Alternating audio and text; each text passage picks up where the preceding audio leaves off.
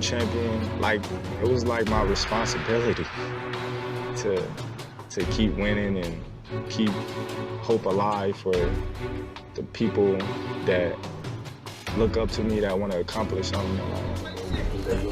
I see why he number one in the world. I see why he the best. I see why he on the pound for pound list. Magandang araw mga pre, mayong adlaw pod sa mga Bisaya diha. Bago natin simulan, kung bago ka pa lang napadaan sa aking munting tahanan, pasuporta naman, click mo lang ang subscribe button at notification bell button.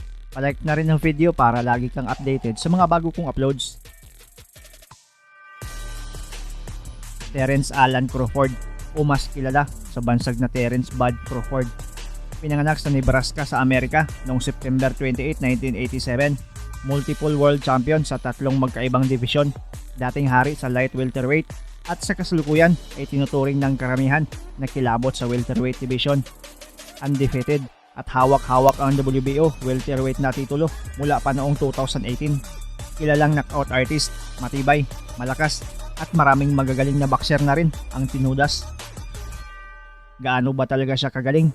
Ating isa-isahin.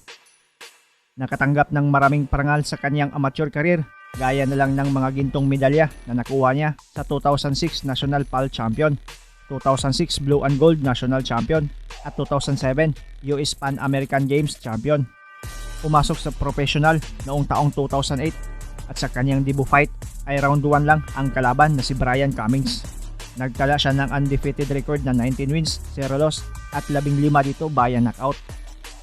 March 2013, sa kanyang pang-20 laban ay nakaharap niya ang isang lehitimong kalaban, ang dating WBO lightweight champion na si Bridges Prescott, na matatandaang ang unang boksidor na tumalo kay American via first round knockout. Panalo si Crawford sa kanilang laban via unanimous decision. Still undefeated from Omaha, Nebraska. March 2014, ang kauna-unahan niyang world title fight ay ginawa sa lungga ng kalaban na Briton na si Ricky Burns. Ang laban ay para sa pagdipinsa ni Ricky Burns sa kanyang WBO lightweight title. Nanalo si Crawford via unanimous decision at nakuha ang pinakaunang world title. Burns catches him with a left, but still digging in again and then immediately. Sa kanyang pinakaunang pagdipinsa ay di biro ang nakalaban niya. Walang iba kundi ang 2004 Olympic gold medalist, dating unified featherweight champion at kilalang knockout artist din na si Yuriorkis Gamboa. Bagamat underdog si Crawford sa kanilang laban ay di niya ito inatrasan. Sobrang maaksyon ang kanilang laban, pero kahit gaano kabilis itong si Gamboa ay di pa rin siya nakatakas sa lakas ng kamao ni Crawford. 4 na beses pinatumba ni Crawford itong Cuban fighter. Una ay sa round 5, pangalawa sa round 8 at ang pangatlo at ang pang-apat ay sa round 9. Naka-upset si Crawford. Tagumpay na nadipinsaan ang titulo kontra si kilabot na Cuban boxer na si Gamboa. Sa kaparehong taon, nakaharap naman niya ang number 1 ring magazine contender, ang Meksikano na si Ray Beltran, para ito sa pangalawang pagdipinsa ni Crawford sa kanyang titulong WBO at para din sa bakanting daring lightweight na titulo. Di rin naging madali ang laban dahil matibay din ang kalabang Mexican, pero nanaig si Crawford, panalo via unanimous decision at tinanghal siyang daring lightweight champion at naging 2014 Fighter of the Year. 2015, umakyat ng timbang itong si Crawford. Lumaban siya para sa bakanting WBO light welterweight title at nakalaban niya ang matibay ding Puerto Rican fighter na si Tomas Dolorme. Pero ang tibay nitong kalaban ay walang panama sa lakas ng kamao ni Crawford. Tinapos niya ang laban sa loob lang ng 6 rounds. 3 beses pinabagsak ni Crawford itong Puerto Rican. 2016, ang pangatlong pagdipinsa niya sa kanyang WBO light welterweight na titulo. Nakalaban niya ang undefeated at WBC light welterweight champion, ang Ukrainian fighter na si Viktor Postol. Ang laban ay para din sa bakanting daring light welterweight title. Matibay din itong kalaban dahil siya lang naman ang pinakaunang nagpatikim kay Lucas Matisi ng knockout bago kay Pacquiao. Pero sa laban nila kay Crawford at Postol ay 2 beses pinabagsak ni Crawford sa round 5 itong Ukrainian fighter. Pero talagang matigas din itong champion na si Postol dahil nakasurvive pa sa laban at natapos ang bakbakan sa loob ng 12 rounds. Panalo pa rin si Crawford via unanimous decision at nakuha ang mga titulo. Sa kaparehong taon, sa kanyang unang pagdepensa sa mga titulo ay nakalaban niya ang magaling ding boxer na si John Molina Jr. pero di kinaya ang bagsik ng kamao ni Crawford.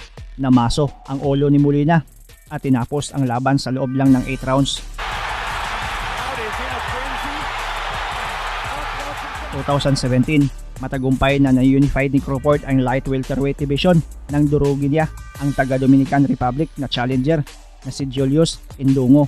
Bagsak sa round 2 pa lang at bagsak ulit sa round 3. Panalo si Crawford via third round knockout.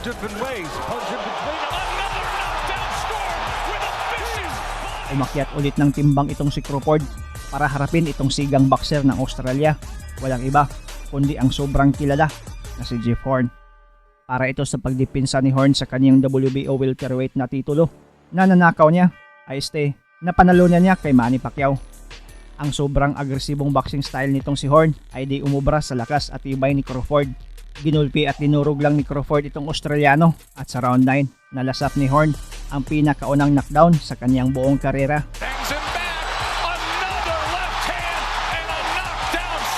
Bumangon pa ito pero matapos bilangan ng referee ay wala na. Hininto na rin ang laban nila. Sa panalong ito, naging 3 division world champion itong si Terence Bud Crawford. 4 na beses pa niya itong nadipinsaan kontra sa mga bigating pangalan sa welterweight division. Una ay noong taong 2018 kontra sa undefeated boxer din na si Jose Benavides na kung saan tinapos ni Crawford ang laban sa ika-12 round via TKO.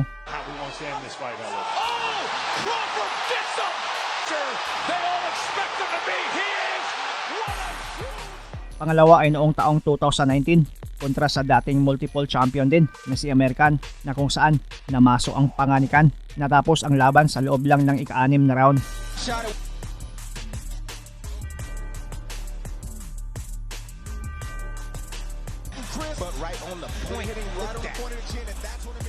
Pangatlo ay noong 2019 pa rin. Nagkalaban niya ang undefeated na Lithuanian na si Kavaliauskas, knockdown sa round 7 at 2 beses natumba sa round 9. Panalo pa rin si Crawford via 9th round TKO. Let's watch how he does it here. One punch, that's it. Bud Crawford.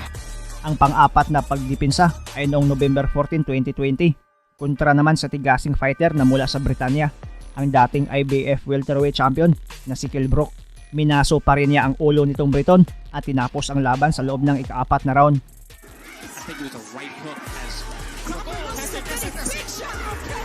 Matagumpay ulit niyang nadipinsaan ang WBO welterweight na titulo via 4th round TKO.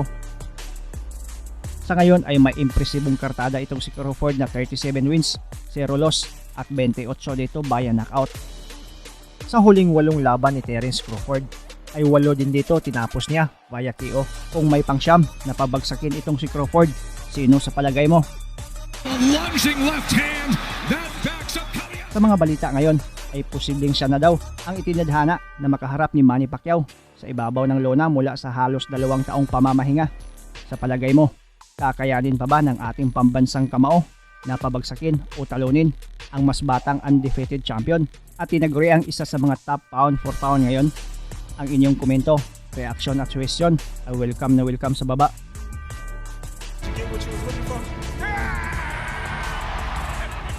Maraming salamat sa panonood at suporta mga pre. As always, amping perme.